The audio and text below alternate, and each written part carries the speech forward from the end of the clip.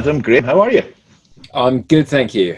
How are you, my dear friend? Very well indeed, Adam. Thank you so much for joining us. How's East Anglia bearing up with all of the lockdown, COVID-y type woes that we're experiencing today? We're very lucky. We're very sparsely populated here, so COVID hasn't been a major issue. Right. So I think there have been 3 deaths within like a 10-mile radius of where I live. Right. And to be honest with you, it's been in many ways quite a good thing for me. I've been stuck at home. I work from home a lot of the time anyway. Yeah. We live in a very rural place, so I've been able to go for as many walks as I've wanted. It's freed me. The reason it's good is it's freed me from travel, because I've had quite a punishing travel schedule for the last 18 months or so. 2, maybe 3 days a week in London, which is sort of 2 hours each way from me, plus San Francisco, Singapore, the Midwest. Yeah. So it's been nice to have 6 months of actually sitting at my desk at home. Yeah, exactly. Now talking about that desk and moving behind you, the more visually acute amongst us will notice there's some beautiful pieces of musical art hanging on that wall. So this is a big passion, right? Yeah. Well, in fact, I as you know, I change my LinkedIn headline often, and for a long time it said better at buying guitars than playing them, which is an unfortunate realization for me, but one that I have to realize. But before I got into guitars, I was a violinist, hence the fact that we've got a row of violins at the top, and oddly, another one that's been being repaired will be arriving shortly. So I need another shelf then. Does Mrs. Gray notice when new things arrive? Or are you at that point where you can just blend them in and say, it's always been there? What are you talking about? It's like new pairs of shoes for wives. Oh, I've had those for ages. I had those for ages. Yeah, I've had this one for years. Absolutely. So shortly after lockdown began, I sold a guitar. Right. Which she was quite pleased about. And then a couple of days later, another guitar arrived. And a couple of days later, again, another guitar arrived again. And she said, "What's happened here then?" Well, it was an accident. It was an accident. Yeah, it was an impulse buy. Now, is it true to say there was a point in your life where you thought music was going to be the road for you in terms of career and vocation? Yeah, well, I went to music college and studied violin, and I had an injury. A lot of violinists get like a cyst on their neck, right? And I had to take a year out because of that. And during that year out, I had that horrible moment of clarity when I realised actually I wasn't going to be good enough to be a professional violinist. And seeing as my whole life had been focused around that, and I'd chosen that vocational playing music rather than academia, I was quite interested in physics, and I had a couple of nice university offers, but I wanted to go to music college because it seemed like fun. When you're 18, that's the most important thing, clearly. Yeah. So I kind of drifted into the world of sales and marketing, and in retail to begin with, and then running my own business, and then in the more B2B space. And it was interesting that from a sales perspective, I realized that my passion was rather than selling to people, but getting people over the threshold to a point where I could sell to them.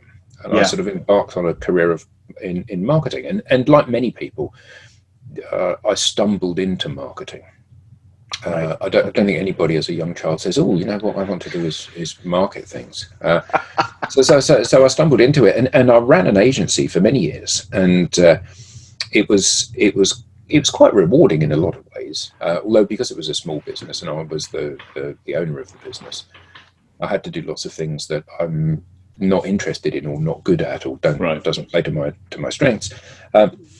And I realised that dealing with staff problems and wages and all of the costs and issues in running a business, that I would be better off making. I had already seen that the writing was on the wall for marketing in its traditional sense, right? And that social media was the way forward. And I thought, what I'll do is I'll make myself into a social media guru. And my exit plan will be, or my monetization plan will be, I'll just make myself famous so I can charge exorbitant amounts of money for speaking at events, and that'll be my way forward, rather than grow a business that ultimately I'll sell. And I did indeed make myself famous to the point where a large American tech company phoned up and said, "We want you to come and work for us." So I went and did that for a few years, and that's where I met Tim, who, as you know, is one of the founders of DLA with me. And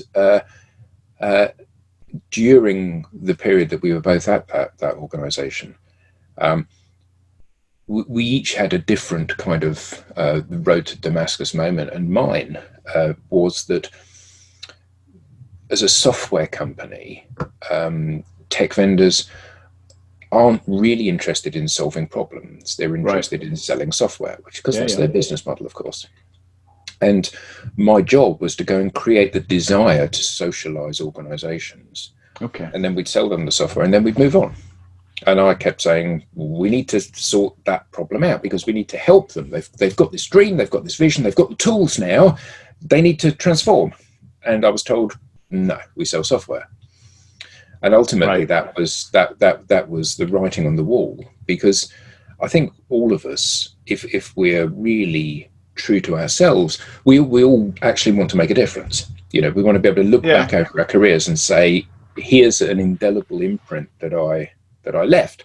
And I wasn't going to do that working in that tech space.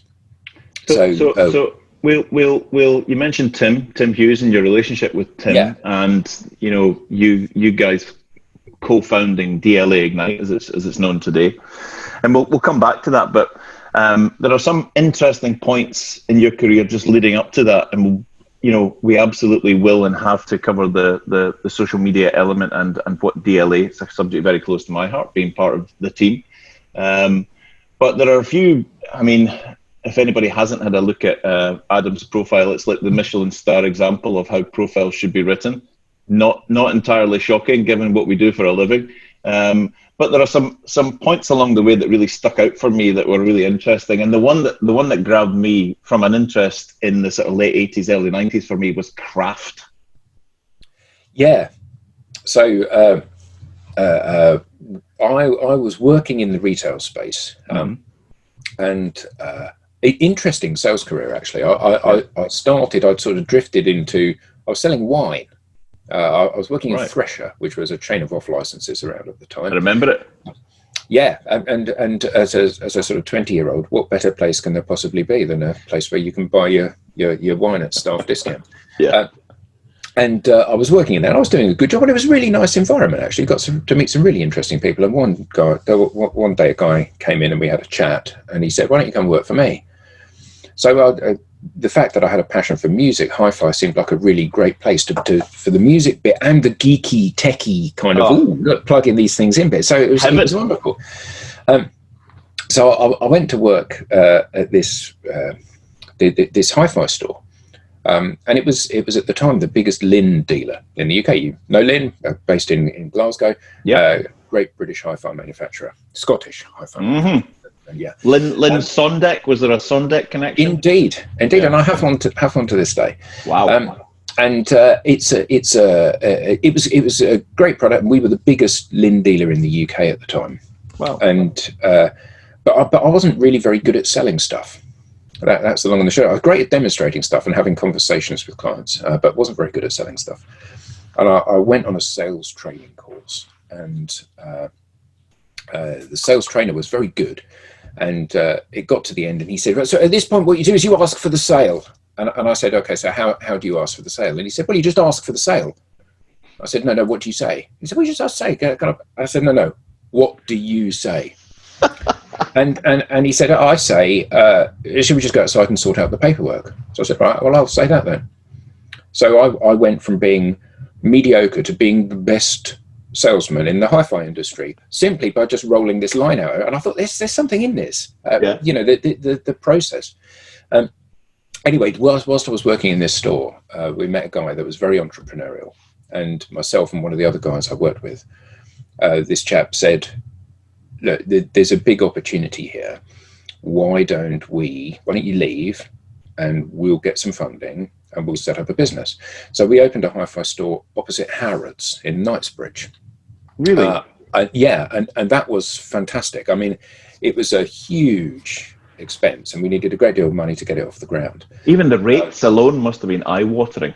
They were eye-watering, but it was really interesting because I guess we believed that the challenge to sales was the fact that if you're selling a high-value product, what you need is more rich people coming over the threshold. So where are you going to find the most rich people? Well, coming out of Harrods. Yeah, exactly.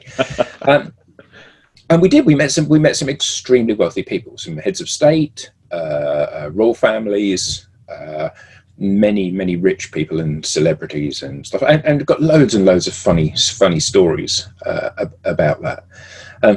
But there was at some point during that experience, there was a realization that actually just because you're rich, it doesn't mean you're going to spend your money on the stuff I want you to spend it on. Yeah. And whether or not you're selling hi-fi, or I see behind you, you've got a telescope, or guitars, or whatever it may be, if you're rich and I'm trying to convince you to spend that money, the fundamental thing you need is a passion for what it is that you're spending money on. Yeah. And we're not talking that level of. I mean, when I was a sort of late teenager, I was fascinated by high-end hi-fi. I had a friend who had a collection of old reel-to-reel things from his father. Yeah. And his bedroom looked like something out of Back to the Future. But what we would sit and read what hi-fi and fantasize about owning all this. I was particularly taken by the stuff that looked as if it was made by 4 guys in a shed that looked like Bamber Gascoigne. I was just fascinated by the English stuff. Yeah. I thought it was great, and we fantasized about one day we'll own a quad amplifier and things like that. And I had this, even though I don't think you can correct me here, being a specialist on this, I'm sure you're still keeping your hand in. I used to fascinate about owning a pair of Mordant short speakers. That was all I wanted.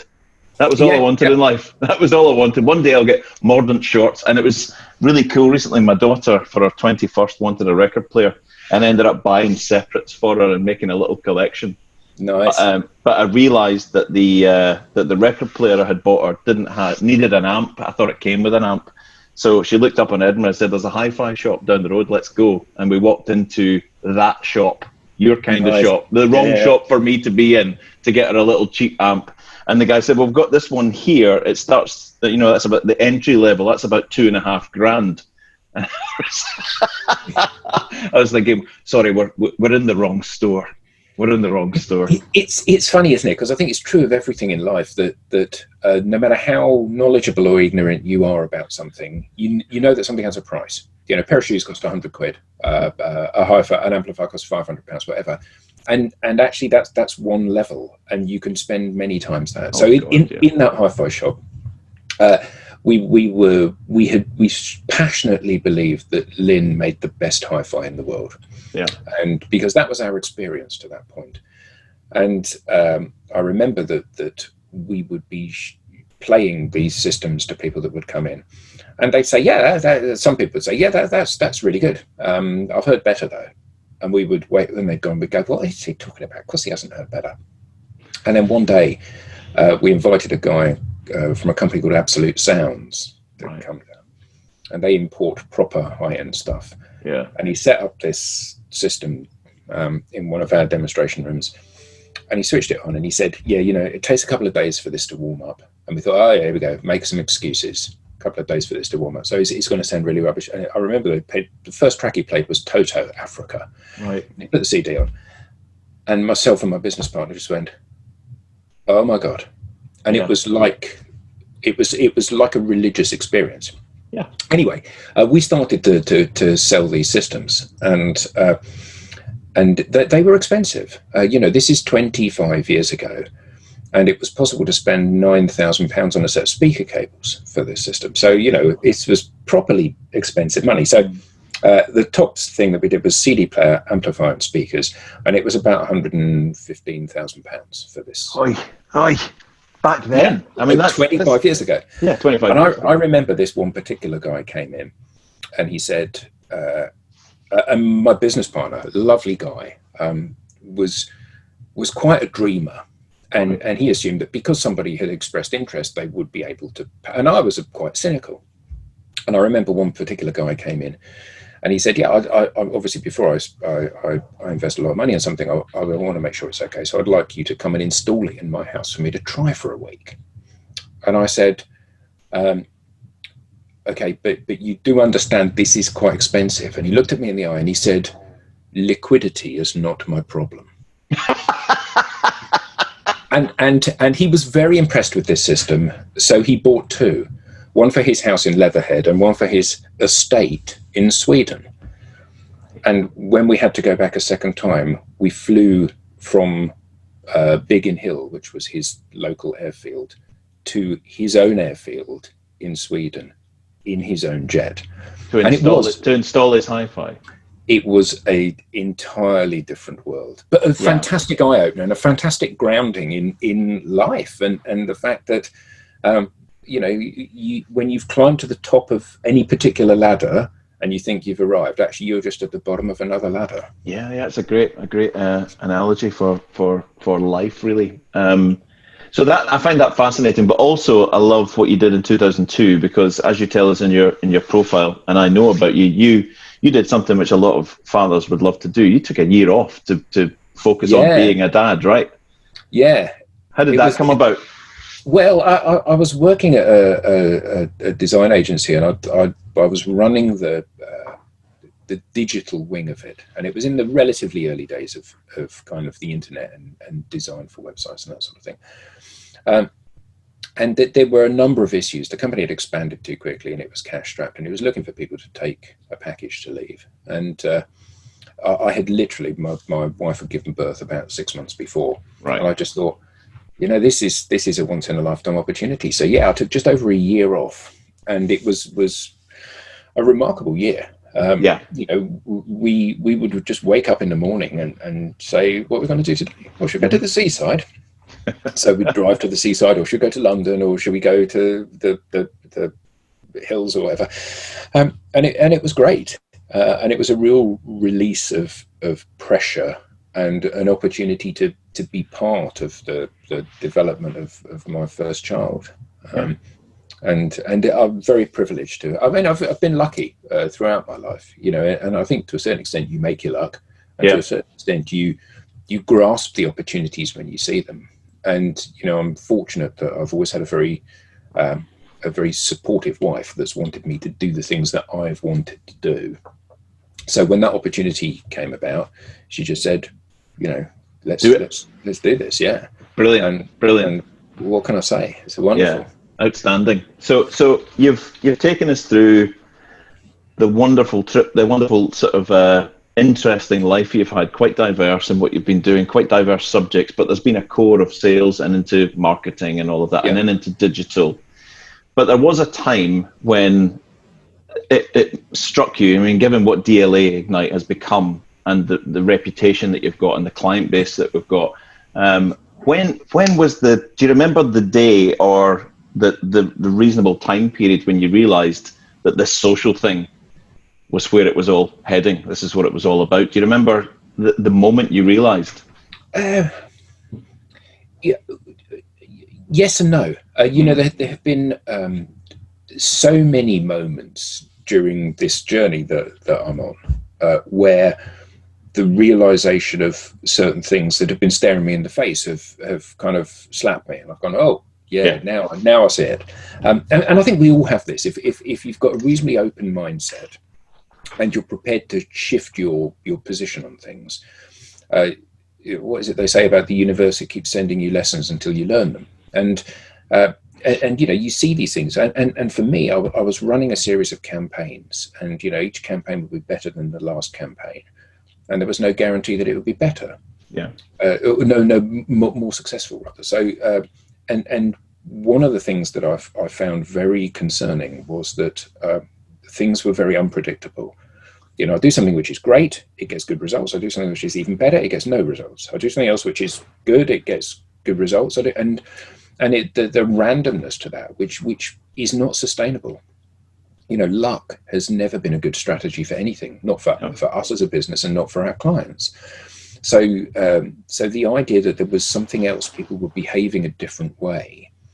And when Tim and I had our initial discussions about And we were coming at it from different directions. I was a social marketer kind of guy, and Tim was a social seller kind of guy. We came together and we realized we were at exactly the same point, viewing this issue from different sides. And a lot of that has informed our fundamental thinking. It's all very well to say, well, I do this and this is what should happen. Mm-hmm. What matters is I do this and this is what happens. Yeah. And often there's a massive disparity between the two. And that as you know, Eric, all of our work that we do and the programs that we have are predicated on what actually happens rather than what should happen. Yeah. And when you train somebody, the fundamental belief for many trainers is that I stand up, I impart to you some information that you didn't previously have. You believe the information is really valuable, and the information is well communicated, and then you go away and action that knowledge that you have. And what happens is I share the information with you, you believe the information, you absolutely buy the ethos, I impart all of the knowledge you need to, and then you go away and don't do anything. Yep. And many times over. Yeah, and with the majority of organizations and almost every individual that we've worked with, the challenge has not been educating them and equipping them with the tools. It's been getting them to use those tools on a regular basis. Sure. So as you know, a lot of our programs are based on managing the change from how people used to do things to how they need to do things in the future. And that's great because it's a very interpersonal, very intimate challenge and conversation that one has between you, the trainer, and me, the person that's being trained. And it's a fantastically rewarding thing for both parties. Yeah, absolutely. So you set up DLA Ignite with Tim, and you start the ball rolling. Has it been so? Hi everyone, we are DLA Ignite. We are social media strategy for your business. We're going to take you from here to here with our programs and all of that. Has it been an easy ride? Of course it hasn't. Of course it hasn't. It's a loaded question, Adam. Yeah, no, well, of course, and fundamentally, we are unique in the marketplace in terms of what we do. However, everybody that sells any kind of social media training will tell you that they have the solution. Yeah, they will tell you that my one-day masterclass will equip you with all of the tools you need to go and be successful. And it may very well do. However, you won't pick up those tools. And often when I'm having an introductory conversation with an organization, I'll say, we run a program that gives you the individual within the organization a compelling personal brand and all of the knowledge that they need to deploy stuff. And then on an ongoing basis, they need to be growing their network. So always looking for new people to connect to within the target accounts, or people that are engaging with your content because they're susceptible to your content, as proven by the fact they're engaging with your content. Second thing, you need to be marketing to that audience that you've created. So you regularly publish content, and the content that you publish, when people engage with it, you deal with that bounce back and you strike up a conversation with those people. And lastly, you need to be selling to that network, which is just basically going back to the people that you've already connected to and saying, hi, Eric, we've not spoken for a while. Do you want to have a chat?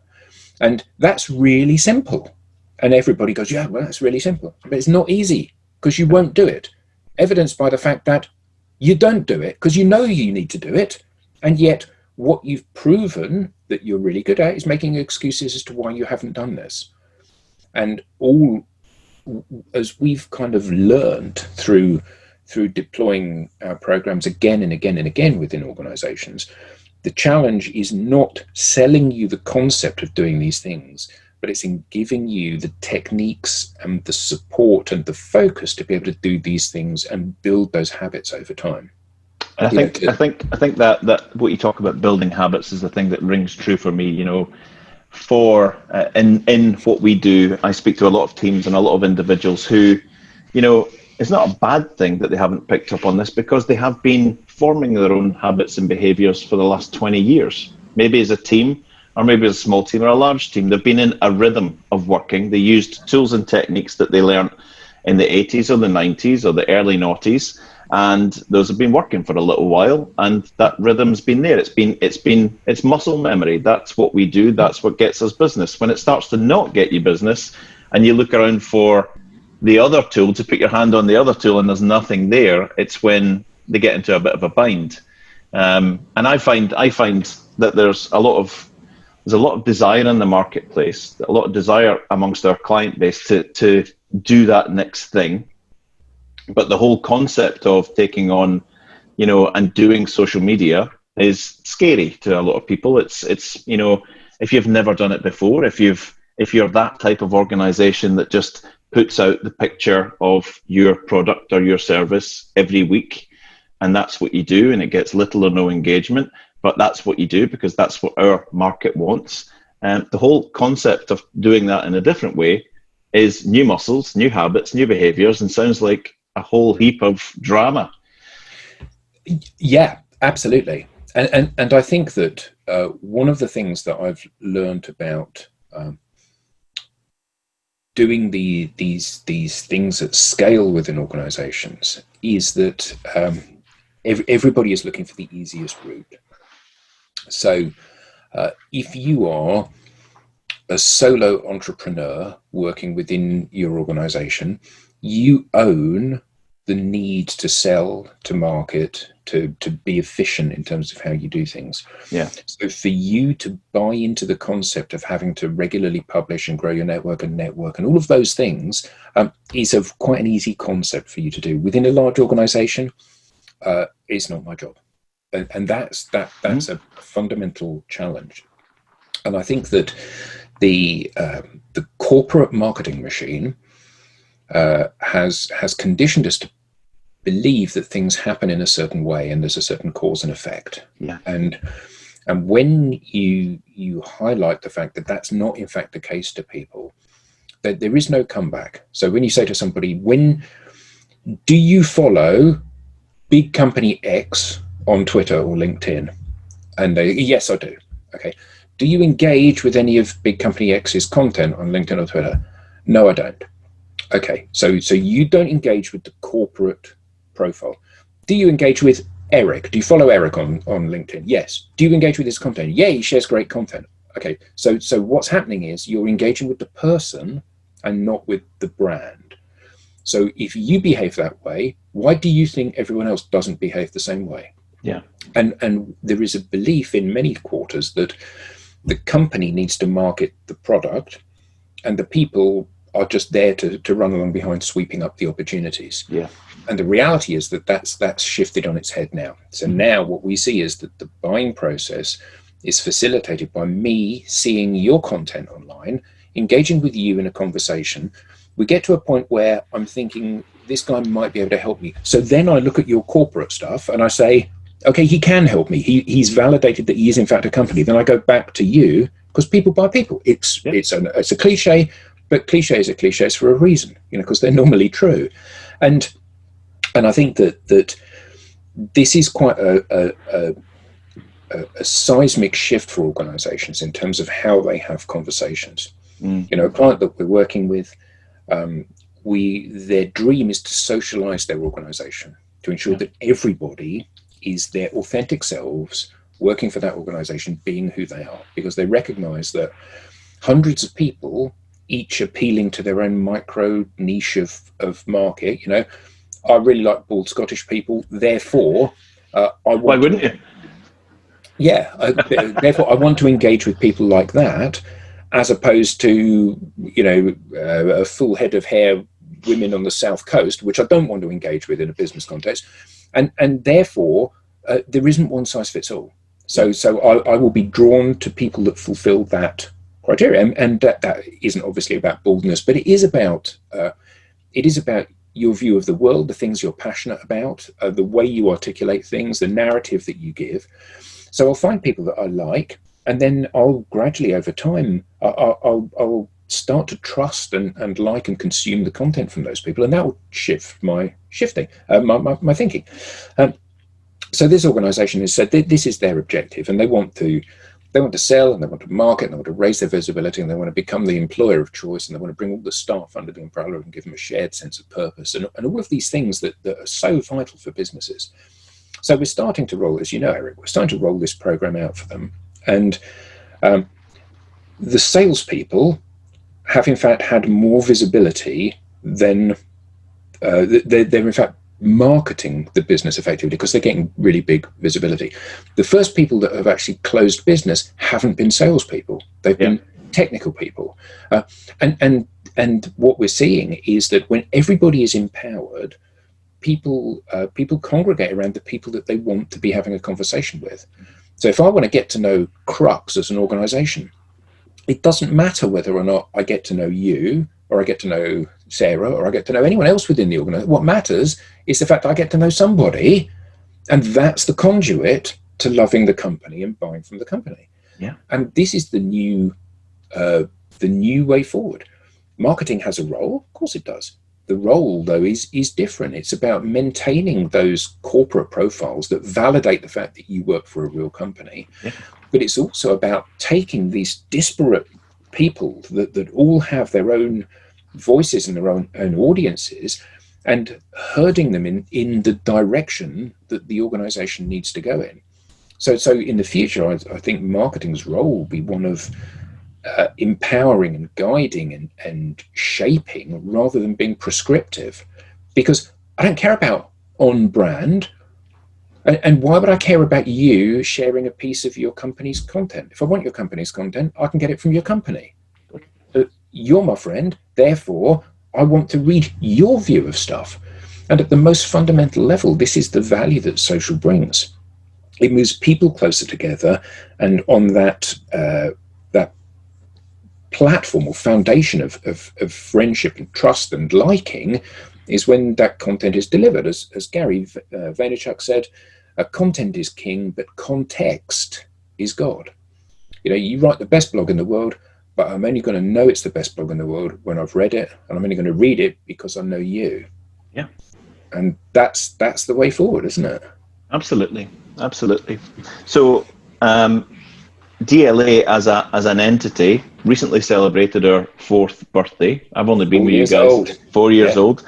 I've only been with you guys since earlier this year, but it has been a great journey. So you, as well as being co-founder and head of intellectual property with DLA, you're actively working with clients, right? You're out. Yeah.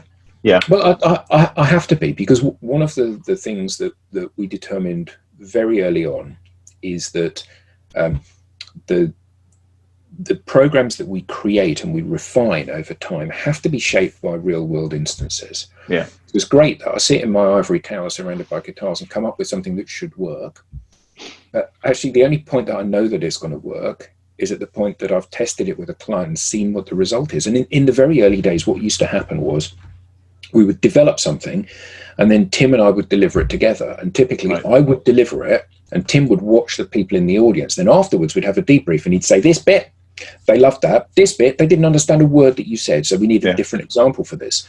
Because it's all very well that I create a lovely, articulate, erudite explanation of what this is. But if you haven't heard the message and understood it and resonated with you, I might as well have not said anything.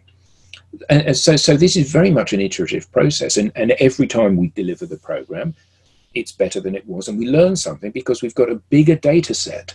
Yeah. And the really important thing about this is that everything we do is based on what works rather than what should work.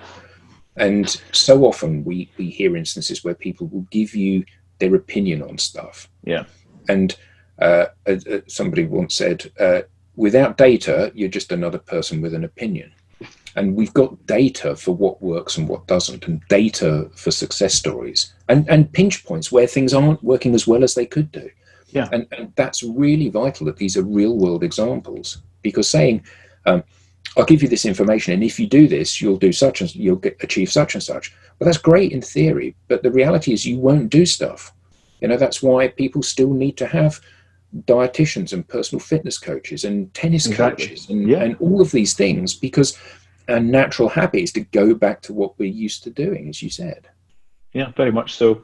If you could, I ask all of our guests this, the miracle question. If you could click your fingers, this is with no restraints, no financial restraints, and access to everyone. What is one thing that you would change about how business is done today, particularly as we come out of lockdown, or if we are coming out of lockdown and maybe post-COVID? What would you change about the way that business is done today for the better, if you could, just with a click of the finger? I guess, and this is without having thought this through. And yeah, that's why I asked it. Yeah. So we are a very principled organisation, and our primary objective is to add value to the people that spend money with us. And unfortunately,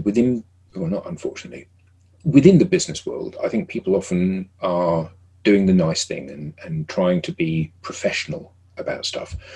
So if you come and do a training program in my company and you're rubbish at it and I don't get any benefit from it, it's highly unlikely that I will post something online that says Eric came and did some training and he was rubbish, didn't get any value from it at all.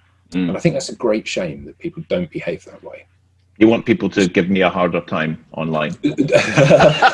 yes, obviously.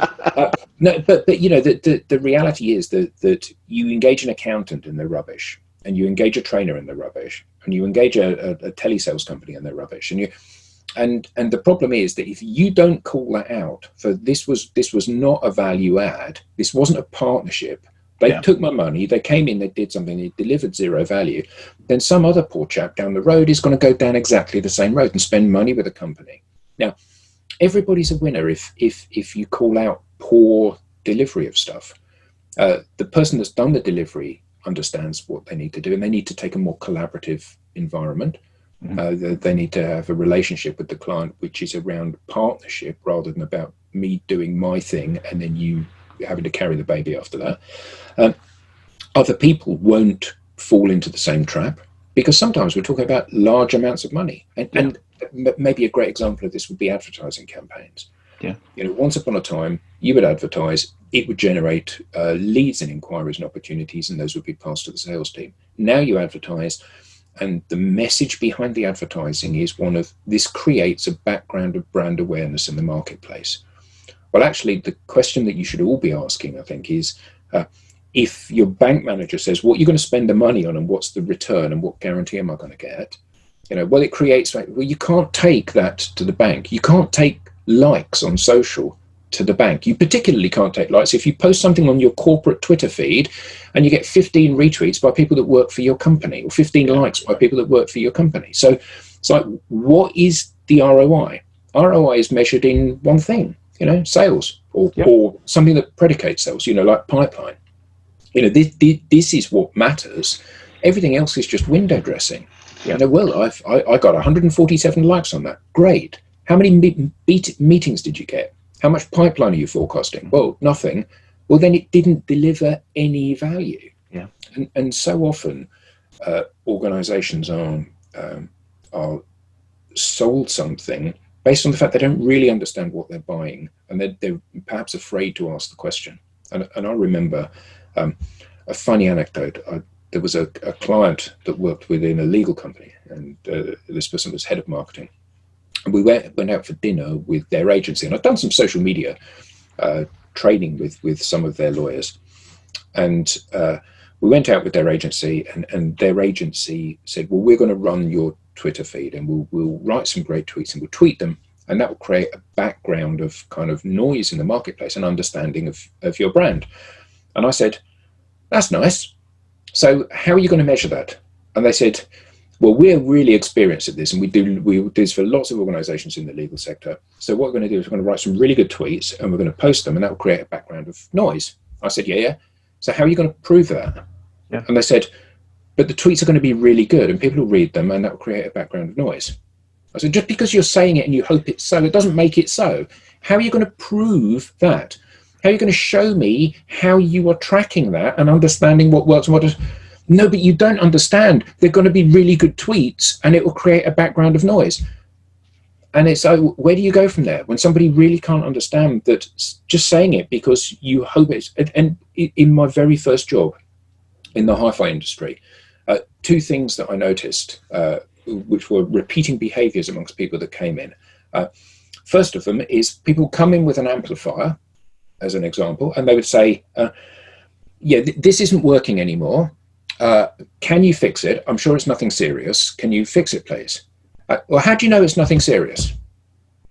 You don't. You hope it's nothing serious, right. But you're saying it because you figure that if you articulate this, it becomes true if you say it often enough, which is a basic kind of discourse in how people's minds work.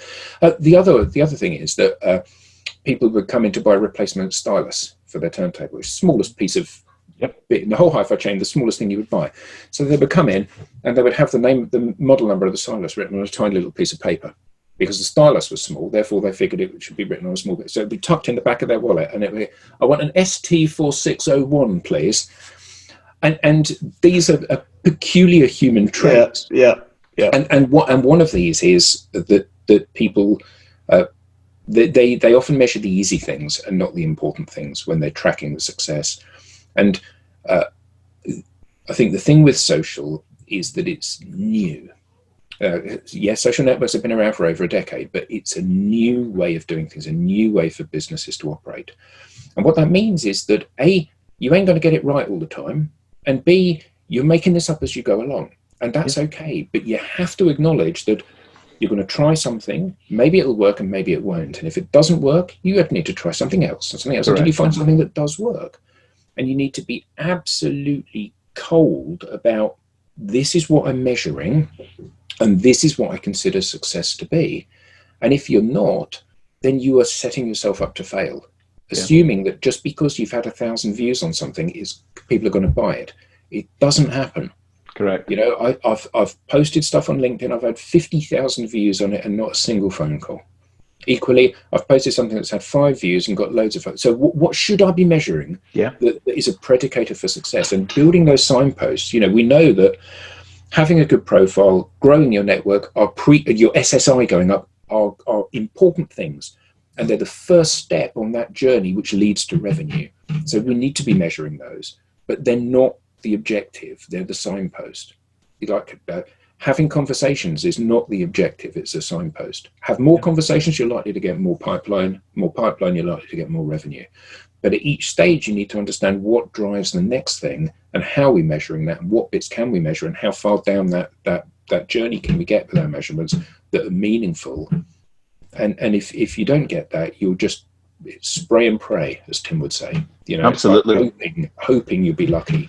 Yeah, exactly. And that I think that was the largest step change for me in my journey with you guys, and since the turn of the year, was I thought as a business leader, managing director, sales leader, that I was doing pretty good at social, until I started working with you guys, going through the programs, lifting the lid of it, going behind the curtain, all the metaphors and all of that, when I realized that actually all I'd been doing was just dabbling and just doing what I thought I should have been doing for the business, which was just, you know, posting the old random stuff. But when you actually unpack the strategic background to all of this and the foreground to it, it's a completely different way of thinking. And I think that was the biggest step change for me was, you know, oh my God, had I been working like this 5 years ago, the businesses that I was working with would be in a completely different place. So I understand. Yeah. Maybe. I think that the fact that it's an evolving market is really interesting. And a lot of the stuff that we're doing today wouldn't have worked if we'd have tried it 3 or 4 years ago. And I think that our sophistication is improving, and the audience's sophistication is improving, and what's acceptable now is maybe wasn't acceptable then. And I think that the important thing though is that it's about human to human interaction. It always has been. You know, if you're best mates with the person that's a prospective buyer, they can't go somewhere else. And the platform's job is to move you closer to those people that are prospects of yours. And the most attractive thing that all of us have to offer is who we are. You know, Yeah. no matter what we think we're expert at, there's always someone that knows more about it than us. So the most attractive thing we have is who we are, and everybody gets that at an academic level.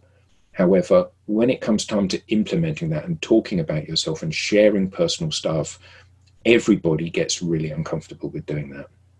And I think that journey, and always be pushing the envelope and always be being more personal and more who you are, is always has been and always will be the key to this. And that's why salespeople take prospects out to dinner. It's not because it's a bribe. It's because when you get to know someone, you get to chat to them, you're much more likely to sell to them.